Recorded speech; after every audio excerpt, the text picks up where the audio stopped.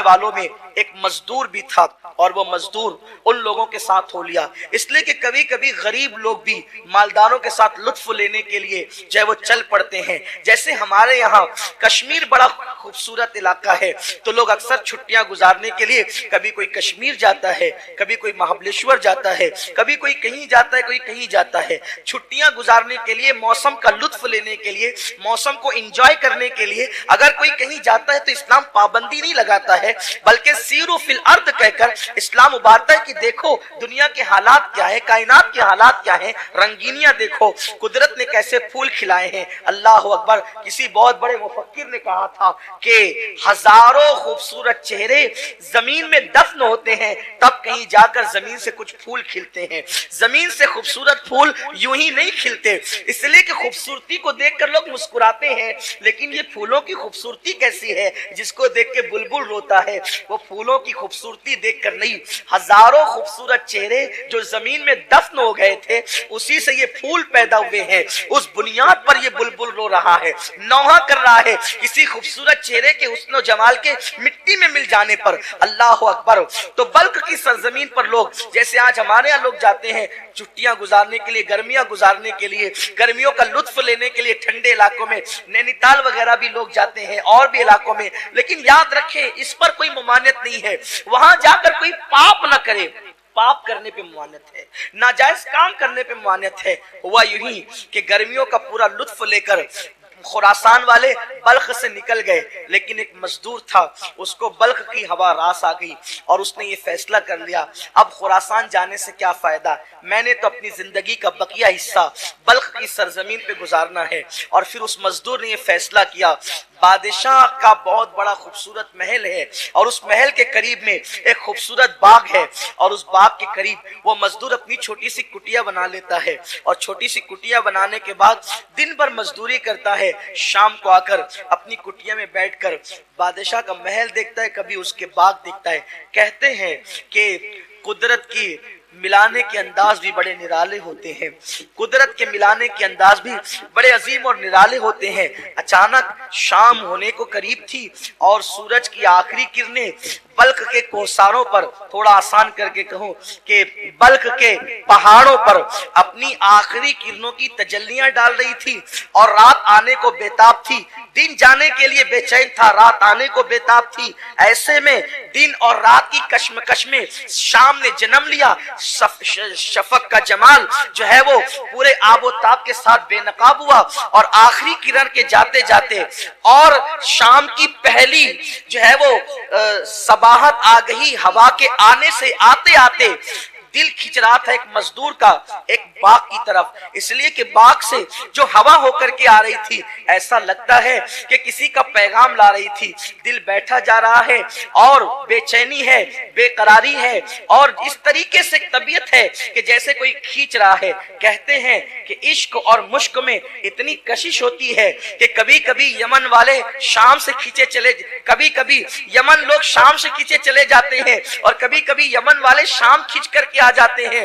اللہ اکبر۔ اور کبھی کبھی ایسا ہوتا ہے یمن والے مصر میں آتے ہیں، شام والے مصر میں آتے ہیں، اور ایک حسن کا بازار لگ جاتا ہے۔ میرے پیارے آقا صلی اللہ علیہ وسلم کے پیارے دیوانوں، ہوا یہی کہ اس مزدور کا دل کھچ رہا تھا، اس کے قدم بوجھل بوجھل اٹھے، اور اٹھنے کے بعد باغ کی طرف گئے۔ جب باغ کی طرف گئے تو ہوائیں مشام جاں کو معطر کر رہی تھی۔ تھوڑا سا مجھے برداشت کر لے آج، اس لیے کہ آپ نے جو مجھے عنوان دیا میں چاہتا ہوں اسی رنگ میں آپ سے گفتگو کروں تاکہ آپ بھی اس کی لذتیں اٹھا سکیں اور میں بھی کچھ اس کی لذتوں سے جو ہے اپنے آپ کو مستفیض کر سکوں۔ میرے پیارے آقا صلی اللہ علیہ وسلم کے پیارے دیوانوں، اہل ذوق سے گزارش ہے کہ آج اپنی سماعتوں پر اگر بار لگ رہا ہو تو ہمیں کچھ دیر کے لیے معاف کر دیں یا ہمارا شمار بچوں میں کر لیں، بڑی نوازش اور مہربانی ہوگی۔ میرے پیارے آقا صلی اللہ علیہ وآلہ وسلم کے دیوانوں، ویسے جانتا ہوں ہر سنی صاحب ذوق ہوتا ہے، اس لیے کہ جو صاحب ذوق نہیں ہے ہماری محفل میں اس کے لیے جگہ نہیں ہے۔ ہماری محفلیں تو ذوق کی بنیاد پہ سجتی ہے۔ وجہ یہ ہے کہ ہماری محفلوں میں جب تک حسن کا ذکر نہیں ہوتا محفلیں مکمل نہیں ہوتی۔ وجہ یہ ہے ہمارا نبی بھی حسن والا ہے اور ہمارا خدا بھی حسن والا ہے۔ ہمارا نبی بھی حسن والا ہے، ہمارا خدا بھی حسن والا ہے۔ اللہ جمیل یحب الجمال، یہ میرے نبی نے فرمایا ہے۔ اور نبی کا حسن تو اتنا ہے کہ کہنے والے کہتے ہیں حسن یوسف کو کسی نے دیکھا، حسن یوسف کو کسی نے دیکھا، حسن یوسف کو کسی نے دیکھا تو خریدنے کے لیے آ گئے، اور حسن مصطفیٰ کو دیکھا تو خود بکنے کے لیے آ گئے۔ حسن یوسف دیکھ کر لوگ خریدنے آتے ہیں، حسن مصطفیٰ دیکھنے بکنے آتے ہیں۔ آ گئے ابو بکر بکنے کے لیے، عمر بکنے کے لیے، عثمان بکنے کے لیے، علی بکنے کے لیے، سعد بکنے کے لیے، سعید بکنے کے لیے، طلحہ بکنے کے لیے، زبیر بکنے کے لیے، ابو ہریرہ بکنے کے لیے، دہیہ کلبی بکنے کے لیے، سب بکنے کے لیے آ گئے۔ اور جب بکے ہیں تو نبی نے اتنا انمول کر دیا ہے کہ پھر ان کو کوئی خرید نہ سکا، تو قدرت کے نقیب نے کہا حبیب جسے تو خرید لے اسے کوئی نہیں خریدتا، ہاں اب اگر اسے کوئی خریدے گا تو وہ صرف خدا ہی خریدے گا، اور قیمت یوں ادا کرے گا ان اللہ اشترى من المؤمنین انفسهم واموالهم بان لهم الجنہ۔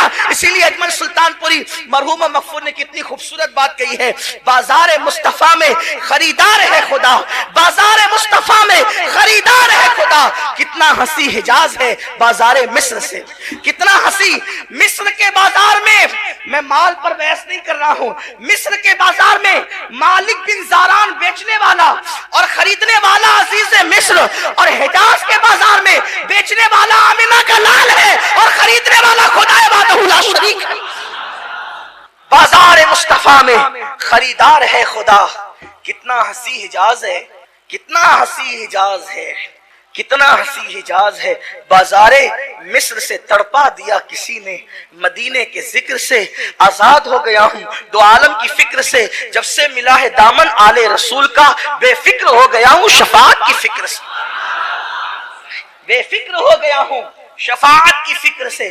آپ جو ہے وہ ذہن حاضر رکھیے گا، اس لیے کہ کہیں کہیں رک کر کوئی تفسیرہ بھی کرنا ہوگا، تو آپ کبھی بھی اس واقعے سے اپنی توجہ کو مت ہٹائیے گا۔ ایک مرد درویش نے اپنے قلم سے اس کو اتنے خوبصورت انداز میں لکھا ہے کہ اگر اسی طرح ہو پڑھا جائے تو اس کا لطف دوبالا ہو سکتا ہے، لیکن ظاہر سی بات ہے تحریر اور تقریر میں کچھ فرق تو ہے۔ طرز یہ کر رہا تھا، ہوائیں آ رہی تھی اور مشام جا معطر ہو رہے تھے، اور پھر مزدور کے قدم کشا کشا باغ کی طرف بڑھ رہے تھے۔ مزدور نے باغ میں قدم رکھا، اور جیسی قدم رکھا تو ایسا لگا کہ جیسے پھولوں میں کوئی پھول کھلا ہو، پھولوں میں کوئی پھول کھلا ہو۔ اور پھولوں کا حال یہ ہے کہ وہ کھلتے ہیں تو پھول لگتے ہیں، لیکن وہ پھول اس طرح کھلا تھا کہ وہاں آنکھیں نرگس کے پھولوں کی طرح تھی، وہاں بال سنبل کی طرح تھے، وہاں چال ہرن کی طرح تھی، اور لب جو ہے گل و لالا کی طرح دعوت نظارہ دے رہے تھے، اور رخسار یوں کھلے ہوئے تھے کہ کہنے والا یوں کہے کہ جیسے ابھی گلاب کی کلیوں نے پتیوں سے اپنے چہرے کو بے نقاب کیا ہے۔ جیسے ہی نگاہیں چار ہوئی، بیچارہ غریب قسمت کا مارا، وہ تو ایسی بجلی گری دل تھام کے رہ گیا، اور دل ٹوٹ کر کے دل کا آبگینہ چکنا چور ہو گیا۔ کوئی اتنا بھی حسین ہے، کوئی اتنا بھی خوبصورت ہے، لیکن آنکھیں چار کیا ہوئی تھی قربان، اسلامی تقدس اب تک باقی تھا، نگاہیں چار ہوئی لیکن جھک گئی شرم سے، اللہ دیکھ رہا ہے، مگر بس وہ تو اپنا کام کر چکی۔ ہزاروں تلواروں کے ضربوں سے کسی کو قتل کرنا اتنا آسان نہیں ہوتا جتنا نگاہ کے وار سے قتل کرنا آسان ہوتا۔ تلواروں کا کٹا ہوا ایک مرتبہ آہ کرتا ہے اور ہمیشہ کے لیے ختم ہو جاتا ہے، لیکن کشتہ عشق ہر بار جیتا ہے، ہر بار مرتا ہے۔ تلواروں سے کٹنے والا کفن میں سکون کی نیند سو جاتا ہے، لیکن نگاہوں کا قتیل جو ہوتا ہے وہ ہر لمحہ جیتا ہے، ہر لمحہ مرتا ہے، ہر لمحہ آئے بھرتا ہے، نہ نیند نینا، نہ انگ چینا، نہ آپ آئے نہ بھیجی بتیا۔ اللہ اکبر، آنکھیں چار کیا ہوئی، دل ہار بیٹھا، اور پھر دل کا آپ گینا چکنا چور ہوا، بجلی سی گری، اور گرنے کے بعد شہزادی تھی بلخ کی، اور کنیزوں کے جھرمٹ میں تھی وہ، جس کو تھوڑی دیر پہلے میں نے ابھی پھول کہا، نرگس کہا، اور اس کے بالوں کو جو ہے وہ سنبل سے تشبیہ دی، اس کے چلنے کو ہرن کہہ دیا۔ ہو سکتا ہے کسی کو مبالغہ لگے، لیکن بات یہی ہے کہ وہ شہزادی واقعی تھی بھی اتنی خوبصورت اور حسن کی ملکہ تھی۔ آج کل کسی کو حسن کی ملکہ کہنا آسان ہے، لیکن کسی کا حسن کی ملکہ بن جانا بہت مشکل ہے۔ کیا تھا بیچارہ مزدور، دل پکڑ کے رہ گیا۔ یوں ہی تو وہ سب کچھ کھو چکا تھا، لیکن کسی کے دیدار نے تو اس کا سب کچھ لوٹ لیا۔ وہ بوجھل قدموں سے چلا، اب نہ خود کی فکر ہے، نہ کھانے کی فکر ہے، نہ مزدوری کی فکر ہے، نہ کوئی اور فکر ہے، بس ایک ہی فکر ہے، وہ کیسا تھا، وہ کیسا تھا۔ کبھی کبھی ہوا کے جھونکے آتے تو رات کی تاریکیوں میں بیچارہ دروازہ اپنی کٹیا کا کھول دیتا، کہیں وہ تو نہیں آ گیا ہے۔ انداز ہو بہو تیری آواز پاک تھا، باہر نکل کے دیکھا تو جھونکا ہوا کا تھا۔ لطافت ہوا کسی کے قدموں کے جو ہے وہ اشارے کے حوالے سے بہت واضح انداز سے انسان کی رہنمائی کرتے ہوئے نظر آتے ہیں۔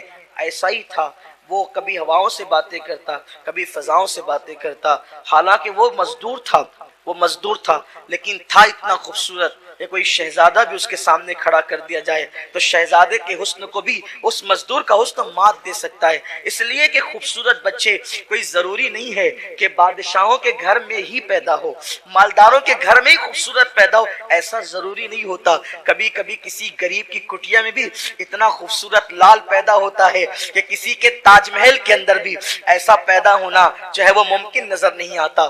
تو اللہ کی عطا ہے، اللہ کی تقسیم ہے، اللہ جس کو جب چاہتا ہے، جو چاہتا ہے، جیسے چاہتا ہے عطا کرتا ہے، اس کو دینے کے انداز آتے ہیں۔ وہ مزدور تھا لیکن خوبصورت تھا، حسین تھا، جمیل تھا۔ اگر وہ حسن کی ملکہ تھی تو یہ بھی حسن کا تاجدار تھا۔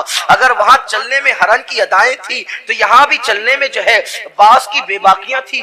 اگر وہاں آنکھوں میں نرگسی پن تھا تو یہاں بھی آنکھوں کے اندر مستانہ جو ہے وہ مستیاں جھلکتی تھی۔ اگر وہاں پر جو ہے اللہ اکبر رخسار گل لالا کی طرح کھلے ہوئے تھے تو یہاں بھی رخسار شفق سے کم نہیں تھے۔ حسن اللہ اکبر کم و بیش دونوں کا برابر تھا۔ فرق اتنا تھا کہ وہ محل کی رہنے والی تھی اور یہ کٹیا کا ایک مزدور تھا اور ایک اجنبی مسافر تھا اس بلخ کے شہر کے اندر۔ پھر کیا ہوا؟ دن گزرتے گئے، رات ہوتی گئی، نہ کھانے کی فکر، نہ پینے کی فکر۔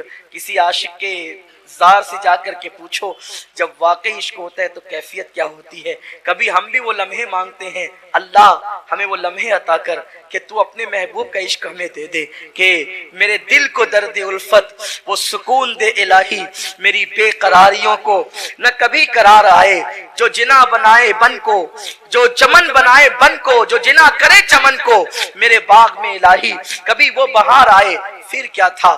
کچھ دن اسی طرح گزرے، دیوانگی میں، مستانگی میں، کبھی ہواؤں سے باتیں کرنا، کبھی دیواروں سے باتیں کرنا، کبھی فضاؤں سے باتیں کرنا، کبھی مصلح بچھا کر کے گڑ گڑاتے رہنا، اللہ اکبر۔ مگر کوئی ثابت نہیں کر سکتا تاریخ میں کہ اس ملاقات کے بعد پھر اس کی گلی کا کوئی چکر لگایا ہو، کوئی ثابت نہیں کر سکتا اس ملاقات کے بعد اس لڑکی سے کوئی رابطہ کیا ہو۔ یہ پاکیزگی ہے اسلام کے اندر کہ اگر نظریں چار ہو گئی، دل ہار بیٹھا تو اب خدا سے مانگ رہا ہے، کوششیں کر رہا ہے، نکاح کے لیے پلان کر رہا ہے۔ یہ انداز نہیں ہے بیہودہ جو لوگ کرتے ہیں، جو لوگ جس میں ڈوبے ہوئے نفسانی، یہ نہیں ہے کتوں کی طرح نکل گئے تکنے کے لیے، بلی کی طرح نکل گئے، جیسے بلی چھچڑے کو تکتی ہے نا، ایسے نکل گئے۔ یہ انداز نہیں ہے، یہ گندا پن اور کمینہ پن اسلام میں نہیں ہے۔ اسلام میں ہر چیز کے آداب اور اصول ہیں۔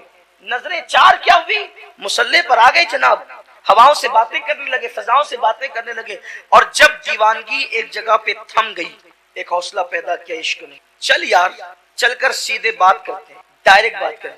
لڑکی کو کسی پارک میں بلا کر اس کی آبرو کا منصوبہ بنانا، یہ نامردی تو ہو سکتی ہے، عشق نہیں ہو سکتا۔ مردانگی کیا ہے؟ جس سے نظر چار ہوئی، جس کا حسن پسند آیا، جائز طور پر اس کو اپنے نکاح میں لے لیتے، اس کو مانگ لیتے ہیں۔ کون؟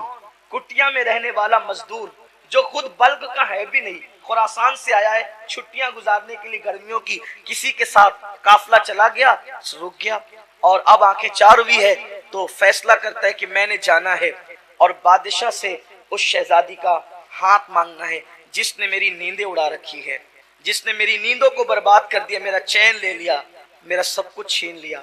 پھر کیا تھا؟ رات کو تیاری کی، آخری پہر میں سسکیاں لیتے ہوئے کٹیا کے اندر سسکیاں لیتے ہوئے دعا کی، بگڑی بنانے والے میری بھی بگڑی بنا، قسمت سنوارنے والے تو قسمتوں کو بدل دیتا ہے، میری قسمت میں بھی جو ہے وہ اسے لکھ دے، जिसे मैंने देखा है, इसलिए कि औरों को जो मिला है मुकद्दर से मिला है, मुझको तो मुकद्दर भी तेरे दर से मिला है। खुदा की बारगाह से कौन सी नेमत नहीं मिल सकती? वो तकदीर बनाने वाला रब है, उसने तकदीर लिखी है, उसने तकदीर बदलना भी वो जानता है। हाय हाय, रातों की आखिरी पैर की सिसकियां ली, सुबह का इंतजार करने लगा, और फिर वो अजनबी मुसाफिर मजदूर सुबह होते होते बादशाह के महल की तरफ बढ़ा। जब बादशाह के महल की तरफ गया तो वहां पर दरबार लगा हुआ था, खास व आम की सुनवाइयां हो रही थी, इसलिए कि जब हम बादशाह थे तो लोगों से नफरत नहीं करते थे, बल्कि हमारे यहाँ दरबार लगा करते थे और हर खास व आम से बादशाह मुलाकात करता था, उसके मसाइल पूछता था। अचानक कोई सिपाही आता है, आदाब हुजूरी बजा करके लाके कहता है, बादशाह सलामत, जहां पना कोई मजदूर आया है और वो आपसे बारियाबी चाहता है और कहता है मुझे बादशाह से बात करना है। बादशाह ने कहा भेजो, इसीलिए तो बैठे हैं।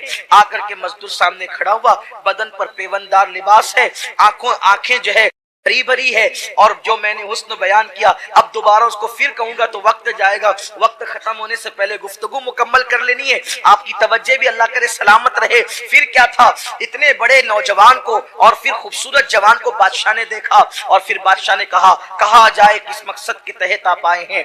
तो उस जवान ने पूरी बेबाकी के साथ कहा, जहां पना जो फरियाद मैं लेकर के आया हूं वो फरियाद लोगों के सामने पेश करने की नहीं है, अगर आप मेरी फरियाद सुनना ही चाहते हैं तो मैं तखलिया चाहता हूं, तखलिया अता किया जाए, उसके बाद गुफ्तगू होगी। फिर एक हाथ का इशारा हुआ, पूरी महफिल बर्खास्त हो गई और बादशाह चंद वज़रा के साथ उसको बारियाबी की इजाजत देता है, और वो जवान फिर पूरी बेबाकी के साथ बादशाह से कहता है, बादशाह आपकी जो इकलौती बेटी है बल्ख की शहजादी, उसका हाथ मांगने और उससे निकाह का रिश्ता लेकर के आया हूं। जैसे ही ये बात एक अजनबी मुसाफिर मजदूर की जबान से, जिसके बदन पर फटा पुराना पेवंदार कपड़ा था, लेकिन जब उसकी जबान से ये बात सुनी गई तो जैसे लगा कि पैरों के नीचे से जमीन खिसक गई हो। वजीर की आंखों में खून उतर आया, कहते हैं चाय से ज्यादा केतलियां गर्म होती है, वजीर की आंखों में खून उतर आया और वजीर ने अपनी तलवार को जो है हरकत देते हुए कहा, बदबख्त बदनसीब इंसान, अपनी औकात देख, और तू शहजादी का हाथ मांगने के लिए आया है? कभी सोचा भी तो होता कि क्या मखमल में भी कभी टाट के पेवन लगा करते हैं? मगर वाहरे मुसलमान, वाहरे इस्लाम, क्या अंदाज था बादशाहों का। बादशाह ने वजीर को झिड़कते हुए कहा, क्या बकवास करते हो? फलदार टहनियों पे पत्थर तो कोई भी फेंक सकता है, पत्थर फेंकने पर एतराज क्यों है? बात इतनी है, इस्लामी नुक्ते नजर से हर जवान को हक है कि जहां वो लड़की देखे वहां वो अपना रिश्ता भेज सकता है। अब बात आप पर है, पसंद आए तो दीजिए, न पसंद आए न दीजिए, इस तरह किसी को रोब से दबाया नहीं जा सकता। आप इसकी फरियाद सुने, अगर आप दे सकते हैं तो दे, नहीं दे सकते तो न दे। बादशाह ने बहुत हुस्ने तदबीर के साथ मामले को रफा दफा किया और फिर उससे कहा कि वजीर आपसे बात करेंगे, आप इनसे बात कर लीजिए। और फिर वजीर से कहा, देखो गरीब है, इस्लामी नुक्ते नजर से ये रिश्ता मांग सकता है, हम बादशाह हैं, इसे रिश्ता नहीं देंगे। ऐसी कोई कड़ी शर्त या मुश्किल शर्त रख दो जिसको ये पूरा ही न कर सके। अगर ये पूरा नहीं कर सकेगा तो मामला खुद ही खत्म हो जाएगा और फिर दोबारा मुंह दिखाने के काबिल नहीं रहेगा। वजीर को ये बात बादशाह की बड़ी पसंद आई, लेकिन मैं उस बादशाह के अखलाक से बड़ा मुतासिर हुआ जब मुझे तारीख में उसकी जिंदगी पढ़ने को मिली कि आखिर वो एक मजदूर का इतना दिल रखना चाहता था, एक मजदूर के लिए उसके दिल में इतनी वुसअत थी कि वो इस उसने तदबीर के साथ मामले को टाल रहा था, डांट नहीं रहा था, चीख नहीं रहा था, चिल्ला नहीं रहा था, नाराज नहीं हो रहा था। आखिरकार वजीर बड़ा दानिशमंद था। वजीर ने कहा, देखो आप एक काम करें, आप 8 दिन के बाद आए, एक हफ्ते के बाद हम मशवरा करते हैं, फिर बताएंगे करना क्या है। 8 दिन के बाद वो चला गया। अब 8 दिन उसके ऐसे गुजरे जैसे कयामत की सुबह तवील होगी। एक एक दिन इतना भारी गुजर रहा था, खुदा खुदा करके 8 दिन गुजरे और वो उम्मीद के साथ जब वापस आया तो वजीर ने कहा, जिन बादशाह और शहजादों के रिश्ते बल्क की शहजादी को आए हैं उनमें आपका नाम भी शामिल कर लिया गया है, आपको भी इसमें शामिल कर लिया गया है। लेकिन बादशाह की तरफ से शर्त ये है कि बादशाह की एक लौती बेटी को उसी के निकाह में दिया जाएगा जो बादशाह की बेटी के लिए, उसके हार के लिए काला हीरा लाएगा, अपनी जबान में بلیک ڈائمنڈ لائے گا، اسی کے ساتھ اس کا رشتہ کیا جائے گا۔ کیا آپ لا سکتے ہیں؟ بھئی سفید ڈائمنڈ لانا، سفید ہیرا لانا بھی اس مزدور کے بس کا نہیں تھا نا، اس مزدور کے بس کا نہیں تھا۔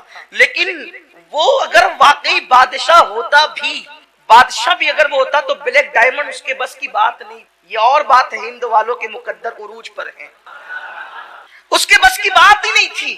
لیکن وہ عشق کیا جو انسان کو ہار دے یا ہار ماننے پہ مجبور کر دے۔ عشق کبھی ہار ماننے پہ مجبور نہیں کرتا۔ اس نے کہا، مزدور نے، جس کو رات کے لیے ایک روٹی بھی میسر نہ تھی، اس مزدور نے کہا شرط تو بڑی کڑی ہے، کالا ہیرا لانا، بلیک ڈائمنڈ لانا۔ میں اپنے موجودہ دور کے الفاظ استعمال کروں گا، آپ اس کو یہ نہ سوچے گا کہ اس دور اس نے بلیک ڈائمنڈ کیسے کہہ دیا، کالے ہیرے کو بلیک ڈائمنڈ ہی کہتے ہیں، یہ بھی بات، کالے ہیرے کو بلیک ڈائمنڈ ہی کہتے ہیں۔ لیکن تو کچھ بھئی موجودہ اصطلاحات بھی تو ہمیں استعمال کرنی ہوتی ہے آپ کے درمیان اتر کر گفتگو کرنے کے لیے۔ اس نے کہا کہ چیز تو بڑی مہنگی ہے، بادشاہ بھی اس کو نہیں لا کر دے سکتا ہے، لیکن جب محبت کی ہے نا، عشق کیا کسی سے، تو ہم لا کر دیں، کوشش کریں گے۔ اور میں سب سے نا امید ہو سکتا ہوں، لیکن اپنے رب سے نا امید نہیں ہوں۔ میرا اللہ میری ضرور مدد کرے گا، کیونکہ میری محبتوں میں پاکیزگی، میری محبتوں میں اخلاص ہے، میری محبتوں میں بناوٹ نہیں ہے، میری محبتوں میں خلوص ہے۔ میں ضرور لاؤں گا۔ اور اس کے بعد گیا، گھر لوٹا، بھیگی بھیگی رات تھی، بلک کی بھیگی بھیگی رات تھی، رات کا آخری پہر تھا، شبنم گر رہی تھی۔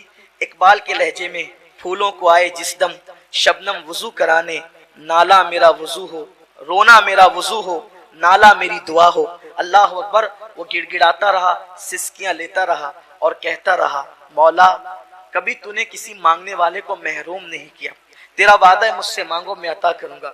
مولا شاید کسی سے سچی محبت ہو گئی ہے، اب اس کو پانے کے لیے ایک سچا راستہ میں اختیار میں نے کیا ہے، لیکن ظالم وقت کے لوگوں نے اتنی سخت کڑی شرط لگا دی ہے، میرے بس میں نہیں ہے، میں بے بس ہوں، لیکن تو اختیار رکھتا ہے۔ مولا مجھے کامیاب کر دے، اس مہم میں کامیاب کر دے۔ روتا رہا، سسکیاں برتا رہا، دعا کرتا رہا۔ کہتے ہیں کہ رات کے آخری پہر کی دعا کبھی رد نہیں ہوتی، باب اجابت الہی سے ٹکرائی جاتی ہے، اور پھر صبح ہوتے ہوتے آنسوؤں کا طوفان تھم گیا، اور ایک ایسی غیر محسوس طاقت نے دل میں حوصلہ پیدا کیا، اٹھ اور اپنا سفر شروع۔ جس عشق کی راہ کا تو مسافر بنا ہے، اس عشق کی راہ کے مسافر، جا اپنے سفر کا آغاز کر۔ بس دل میں ایک عجیب سی لگن تھی، امنگ تھی، پھاوڑا اٹھایا، گردن پہ رکھا، اور نامعلوم منزل کی طرف وہ خراسان کا ایک مسافر بلخ کی سرزمین پہ روانہ ہو گیا۔ صبح سے شام تک، شام سے صبح تک، صبح سے شام تک، شام سے صبح تک، کئی شبانہ روز تک، بغیر سنگ میل کے، بغیر منزل کے چلتا رہا، چلتا رہا، چلتا رہا۔ کبھی نانی دادی سے کہانی میں سنا تھا کہ برفیلے پہاڑ جو کالے ہوتے ہیں، اسی کے اندر کالا ہیرا بلیک ڈائمنڈ ہوتا ہے۔ سفر شروع رہا، چلتا رہا، چلتا رہا، کئی دن کی مسافت کے بعد ادھر بھی پہاڑ، ادھر بھی پہاڑ، ادھر بھی پہاڑ، ادھر بھی پہاڑ، پہاڑوں میں گھر گیا۔ چاروں طرف دیکھا، تھک کر بیٹھ گیا، تھک کے بیٹھا، سوچ رہا تھا میں کہاں آ گیا، میری منزل کہاں تھی، میں کہاں آ گیا۔ اچانک کوئی آنے والا آتا ہے، کندھوں کو دھکا دیتا ہے، اے سونے والے، سونے کا وقت نہیں ہے، یہ برفیلے پہاڑ ہے، اور ایک پہاڑ ٹوٹ گیا ہے، ٹوٹ کر اس کی چوٹی زمین پہ گر گئی ہے، اور تجربہ بتاتا ہے کہ شام تک اس پوری وادی کے اندر برف پگھل جائے گی اور برف کا سیلاب آئے گا۔ اگر اس وادی میں بیٹھا رہا، جان سے ہاتھ دھو بیٹھے گا، اٹھ، سورج غروب ہونے سے پہلے پہلے اس وادی سے نکل جا۔ اب وہ جوان جب اپنے کندھے پر، اور پھر وہ بوڑھا غائب ہو گیا۔ میری اپنے ذہن کے مطابق وہ کوئی اور بوڑھا نہیں تھا، اسی ذات کو دنیا جناب خضر علیہ السلام کہتی ہے۔ چلنے والا چلا، دیکھا کہ سارے راستے مسدود، جس راستے سے آیا تھا اس میں چوٹی پہاڑ کی گر کے پڑی ہے، اب وہ اس کو توڑ رہا ہے، ٹوٹتی نہیں۔ آخر کار اس جوان نے پوری طاقت لگا کر زوردار وار کیا، کس لیے؟ نکلنے کے لیے۔ تو جب زوردار وار کیا، وہ ٹکڑے ٹکڑے ہوئی اور آنکھیں چکا چوند ہو گئی، خیرہ ہو گئی، اس لیے کہ اسی کے ٹوٹنے کے بعد اس کے اندر سے کالا ہیرا نمودار ہوا۔ ارے یہ قدرت کی اس طرح مدد ہوتی ہے، اللہ اکبر۔ یہاں پر رک کر کہنا چاہتا ہوں، اپنے جیسے سے سچا پیار کرنے پر یہ انعامات ملتے ہیں۔ محبوب خدا سے کوئی سچا پیار کرے، انعامات کی بارش کیا ہوگی، عطاؤں کی بارش کیا ہوگی، اللہ اکبر۔